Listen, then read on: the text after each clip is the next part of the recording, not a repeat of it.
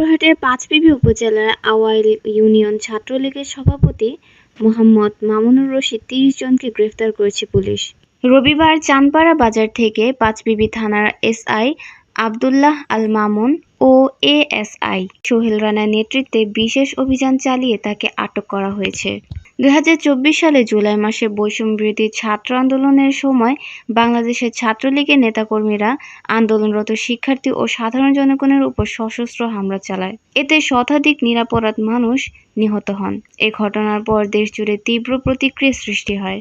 এই সহিংসতার জেরে অন্তর্বর্তীকালীন সরকার ২৩শে অক্টোবর ২০২৪ সালে সন্ত্রাসী বিরোধী আইন ২০০৯ এর ধারা ১৮ ও উপধারা ১ অনুযায়ী বাংলাদেশের ছাত্রলীগকে নিষিদ্ধ ঘোষণা করেন। পাশাপাশি ছাত্রলীগের বিভিন্ন পর্যায়ে নেতাকর্মীদের বিরুদ্ধে দমন পীড়ন, গুম ও হত্যার অভিযোগে একাধিক মামলা দায়ের করা হয়। পুলিশ সূত্রে জানা গেছে, মামুনুর রশিদ ছাত্র আন্দোলনকারীদের উপর হামলা চালানো, তাদের অপহরণ, নির্যাতন এবং গুম হত্যার সঙ্গে সরাসরি জড়িত ছিলেন। তার বিরুদ্ধে একাধিক মামলা করা হয়েছে এবং এসব মামলায় গ্রেফতার পরোয়ানাও জারি ছিল। বাংলাদেশ সরকার দেশব্যাপী সন্ত্রাসী সংগঠন ও অপরাধীদের ধরতে ডেভিল হান্ট নামে বিশেষ অভিযান পরিচালনা করছে।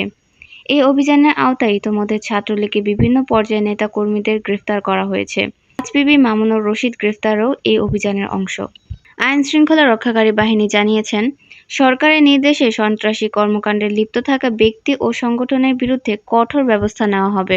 দেশের শান্তি শৃঙ্খলা বজায় রাখতে এই অভিযান অব্যাহত থাকবে।